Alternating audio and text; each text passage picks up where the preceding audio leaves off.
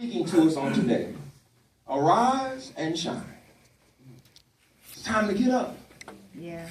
There's a mission, there's a call, there's a purpose for you. You are designed to do great things in Him. It's time to rise and shine.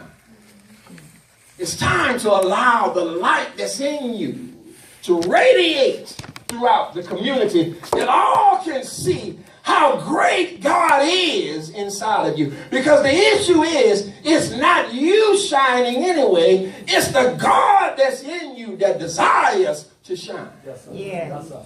Anyone in here serve a God that's bigger than them? Amen. A God that's more powerful than them.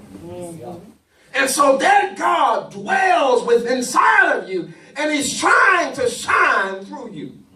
He wants to speak through your lips. Yes. He wants to utilize your mind. He wants to hold those who are hurting with your arms. He wants to run to those who are suffering with your legs. He wants to bless those like He's blessed you. He wants to shine through you. Yes.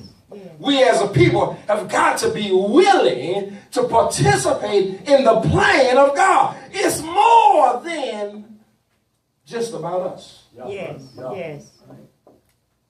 It's now time that we take the mantle, that we sit on the throne, that we take our place in the eyes of God and be what God has called us to be, regardless what it looks like to others. And it's not about wearing fancy clothes and driving nice cars. It's about being what God has designed us to be. Yes, sir. Yes. Yes, sir. Yes. In Him. Arise and shine.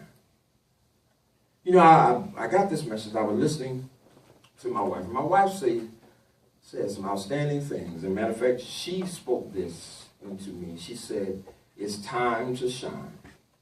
And she don't even remember saying it. And because I asked her, she has no memory of this and had no idea God was speaking through her, giving the word to me for you. All right. All Isn't that right. amazing? Yes, sir. Yes. Yes, sir. And it's, when you're in tune with God, when you're in the vein, when you tap in, Yeah. God will use you in mighty ways that you will never know about. And she only knows because now I testify of what God has done. But think about if I hadn't said anything, if I hadn't done anything, it would still be God moving. So in lieu of that, how many times have you blessed others and God has not revealed how you blessed them, but just by being the light Yeah. in that area? Yes, sir. Yes, sir. Think about it.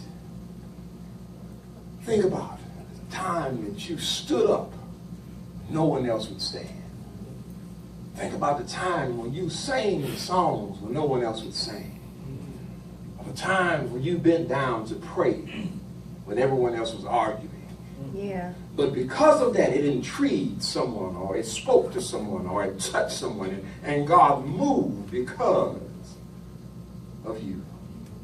At the same time that my wife said what she said, I was preparing a first aid kit. I want to make sure our family is prepared for whatever comes. Yes, sir. So I went to the store and I purchased these little kits. Why y'all? Y'all don't like first aid? Yes. I got a little first aid kit for myself. And I bought a first aid kit for my wife. Yes. And I'm going to travel around with mine and I'm going to put hers in her car so she'll be prepared. Yeah. You know, it might not help if you get in a car wreck, but if you scratch yourself while you're getting out the car, it may help. In the first aid kit that I purchased, in the first aid kit that I bought, there was a flashlight. And it was kind of a rinky-dinky little blue flashlight. And she said what she said when she said it, and I was trying to get the flashlight to work at the same time. And God spoke. Yes. Amen. Yes. He said, it's time to shine. Now, this is not spoken from the perspective of the prophets, but it is a revelatory word. It is rhema from heaven. God is telling you it's time to shine. And see, that can mean quite a bit for different individuals, because we all are gifted and we all are blessed and we all are called at certain levels and certain positions. So shining for me may be different than shining for you. And so that meaning can mean several things to several different people. For one, it may be I need to go ahead and allow God to usher me into my position. Yeah. Some, it teaches me that I need to be who I'm called to be in my home. For some, it may be that I may need to be the student that I'm called to be. But we all have different purposes. And so the light shining through me may be different than the light that's shining through you. But God is speaking revelatory, and that he's saying now is the time to shine. Yeah.